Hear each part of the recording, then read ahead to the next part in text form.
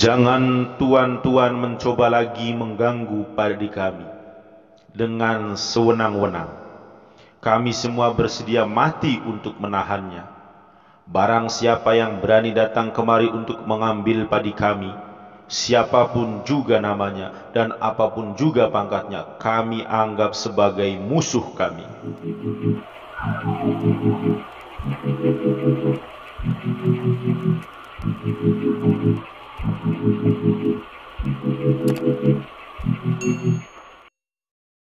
Sahabat YouTube, jumpa lagi di Endulitem Channel. Kali ini kami akan menyajikan informasi tentang jejak sejarah Indramayu. Informasi kali ini yang berjudul Pemberontakan Rakyat Cidempet. Jangan lupa dukung channel kami dengan klik tombol subscribe dan nyalakan tombol loncengnya, agar setiap ada video baru dari kami, kalian akan menjadi orang pertama kali yang diberitahu secara gratis. Selamat menyaksikan.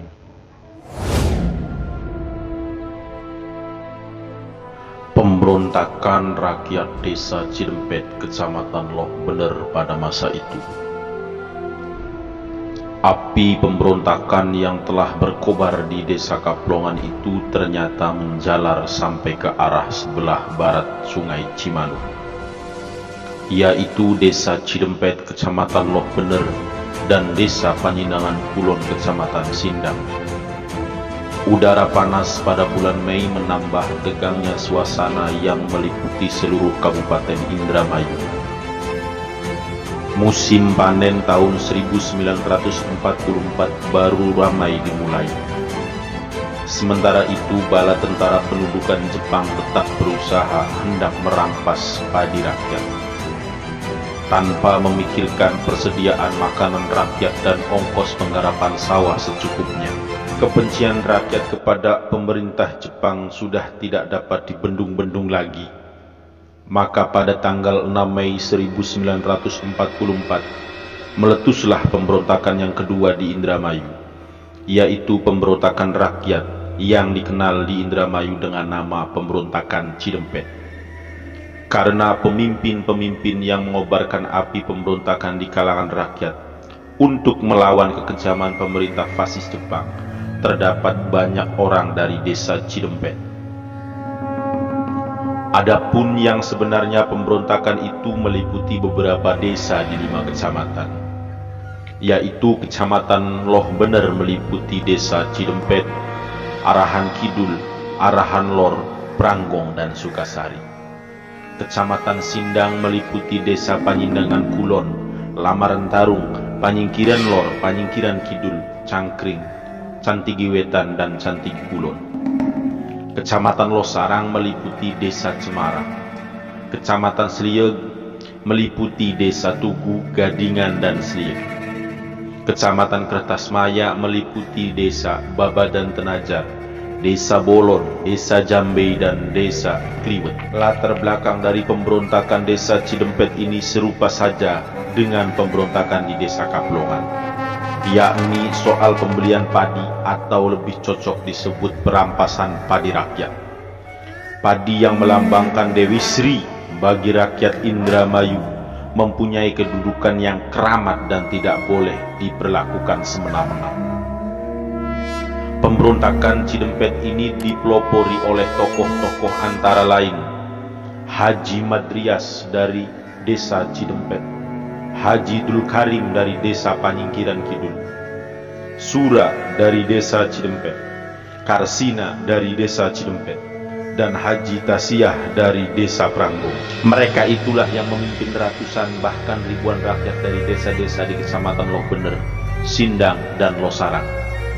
Kemarahan rakyat yang sudah sampai pada puncaknya itu sangat memudahkan tokoh-tokoh tersebut menyalakan api pemberontakan. Rakyat sudah siap dengan segala macam bentuk senjata yang ada pada mereka seperti golok, parang, bambu runcing, tombak, keris, dan sebagainya, untuk menyerang siapa saja yang berani mengusik padinya. Konon pada suatu hari dilakukan pemilihan KU di desa Kiajaran Kulon, di mana Pak Camat Loh Bener ikut menghadiri pemilihan KU itu.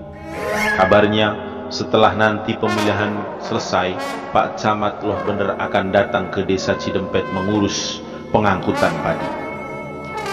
Rakyat dari beberapa desa sudah berkumpul di desa Cidempet untuk menyambut kedatangan Pak Camat yang mereka benci itu.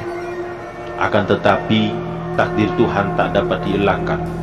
Tepat hari itu juga Pak Camat Sindang dengan disertai oleh 2 orang agen polisi dan ketip Kecamatan Sindang keliling desa Panyindangan Kulon. Sesudah selesai memberikan penerangan di desa Panyindangan Kulon, rombongan Pak Camat meneruskan perjalanannya ke desa Ciburak yang hari ini desa Panyingkiran Kidul, yang merupakan perbatasan antara Kecamatan Sindang dan Kecamatan Loh Bener pada masa itu. Rakyat Cidempet yang sudah tidak sabar menanti kedatangan Pak Camat Loh Bener melihat kedatangan Pak Camat Sindang tidak ayal lagi. Mereka segera menyerbu rombongan Pak Camat Sindang tersebut. Korban pertama 2 orang agen polisi yang mengawal Pak Camat mati terbunuh dan dicincang oleh rakyat. Adapun Pak Camat Aksan dan Pak Ketip Habib Ahmad masih sempat melarikan diri. Akan tetapi Pak Camat terus dikejar oleh rakyat yang sedang meluap kemarahannya. Pak Ketip agaknya oleh rakyat dibiarkan melarikan diri karena tak ada seorang pun yang mengejarnya. Akan tetapi Pak Camat diuber terus oleh rakyat. Karena tak ada jalan lain, Pak Camat pun masuk ke dalam rumah rakyat yang kebetulan pintunya sedang terbuka dan masuk ke lorong balai-balai. Rakyat yang sudah keranjingan setan itu terus mengejarnya dan memasuki rumah di mana Pak Camat bersembunyi. Sementara sebagian yang lain menjaga di luar kalau ia meloloskan diri. Laksana membunuh seekor tikus, rakyat menusuk Pak Camat dengan bambu runcing dari dalam dan dari luar sehingga Pak Camat menemui ajalnya seketika itu juga. 3 korban telah jatuh di lain tempat, yaitu di desa Panyingkiran Kidul. Seorang raksa bumi menderita luka-luka berat karena sebab yang sama, yaitu diserang oleh rakyat yang sedang marah.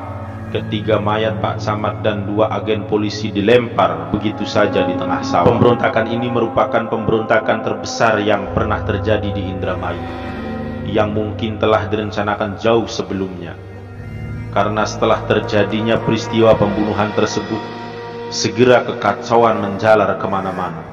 Antara lain yang perlu dicatat di sini ialah pemberontakan rakyat desa Cantigi Kulon. Di desa Cantigi Kulon jatuh pula 2 korban yang mati dibunuh oleh rakyat, yaitu Kuwu dan juru tulisnya.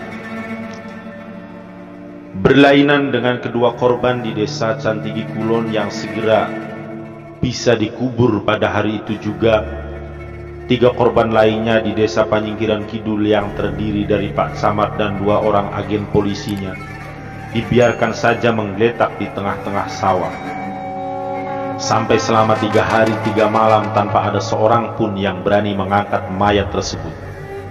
Baru sesudah itu ada seorang pegawai kantor agama bernama Samsuri yang berani mengangkut ketiga mayat tersebut dalam keadaan sudah tidak bisa dikenali lagi. Adapun Pak Camat Loh Bener yang bernasib baik, setelah berita pembunuhan itu sampai ke desa Kiajaran Kulon, Pak Camat buru-buru menutup pemilihan Kuwu dan segera ke Loh Bener. Sekitar jam 12.30 hari datanglah Sudirah, juru tulis desa Arahan Kidul di Kabupaten Indramayu, untuk melapor kepada Bupati R.A. Muhammad Sediono mengenai terjadinya peristiwa pembunuhan itu. Selain Selagorde bala tentara Jepang dalam Presidenan Cirebon, kecuali Peta, juga didatangkan bala bantuan dari Pekalongan. Sementara itu pemberontakan rakyat terus berkecamuk di mana-mana. Suasana tegang meliputi semua tempat di mana-mana, di jalan raya dan di lorong-lorong dalam kota Indramayu tampak sunyi senyap. Jarang sekali orang yang lalu lalang, dan jarang pula orang yang berani keluar rumah kecuali kalau sangat perlu. Yang berkeliaran di jalan hanyalah tentara Jepang dan pasukan patroli yang hilir mudik dengan senjatanya yang dipasang sangkur. Sepanjang hari dan malam hanya suara truk yang terdengar menderu-deru, mengangkut bala tentara yang didatangkan dari berbagai tempat dan mengambil orang-orang yang dicurigai. Alun dan kabupaten penuh dengan pasukan. Kecamatan Kertasmaya yang mulai bergejolak segera diserbu. Seorang ulama terkemuka dari desa Tenajar bernama Kiai Mukhtar ditangkap karena orang-orang banyak yang datang kepadanya untuk meminta azimat atau air atau apa saja yang disangkanya mempunyai daya tahan terhadap tentara Jepang. Kiai Mukhtar yang sudah ditangkap itu segera diserahkan kepada Kempetai. Setiap hari dari jam 6 pagi sampai jam 6 sore dijemur di atas tangga monyet yang tingginya lebih kurang 5 meter di depan kantor Kempetai yang sekarang kantor Kewedangan Indramayu. Konon kabarnya di malam hari beliau direndam dalam drum berisi air, kukunya habis dicabuti dengan tang. Setiap orang yang di dalam dadanya masih terselip sedikit saja rasa pri kemanusiaan, ada yang sampai hati untuk melihat bahkan lewat di jalan neraka jahanam itu. Biar jauh-jauh sedikit mereka mengambil jalan lain, karena tidak sampai hati melihat orang yang terhormat seperti Kiai Mukhtar disiksa secara kejam dan sewenang-wenang. Akhirnya Kiai Mukhtar tidak terlihat lagi duduk di atas tangga. Kabarnya dibawa ke Cirebon. Sesudah itu tidak pernah kedengaran lagi kabar beritanya, dan pulang ke desa pun tidak juga. Kita semuanya tahu kemana gerangan Kiai itu pergi. Namun tak seorang pun berani berkata, walaupun di hati mengatakan bahwa mati adalah jalan yang paling baik untuk menghadapi kezaliman serupa itu. Beberapa hari lamanya tak seorang pun dari alat negara, baik sipil maupun militer, yang berani menginjakkan kakinya di desa Cidempet dan sekitarnya. Bahkan di semua desa di pedalaman kecamatan Loh Bener dan Sindang, untuk mengetahui situasi di pedalaman serta mencari jalan untuk dapat berunding dengan rakyat, Bupati mengutus Khalifah Haji Abdullah Fakih untuk melihat situasi dari dekat serta menanyakan kepada rakyat di sana apa yang dikehendakinya. Bapak Khalifah pergi ke Cidempet seorang diri karena kedudukannya yang terhormat di mata rakyat, maka Pak Khalifah kembali dengan selamat dengan membawa pesan dari rakyat Cidempet yang isinya sebagai berikut. Jangan tuan-tuan mencoba lagi mengganggu padi kami dengan sewenang-wenang. Kami semua bersedia mati untuk menahannya. Barang siapa yang berani datang kemari untuk mengambil padi kami, siapapun juga namanya dan apapun juga pangkatnya, kami anggap sebagai musuh kami. Suasana di kota Indramayu terasa amat sibuk. Beberapa tokoh pimpinan besar dari Jakarta berdatangan ke Indramayu. Antara lain tercatat nama-nama Pak Suwiryo, Pak Sudiro, Mr. Sumanang, Mr. Samsudin, Sarkoro, dan banyak lagi yang lain-lain untuk ikut serta memulihkan suasana yang kacau balau itu.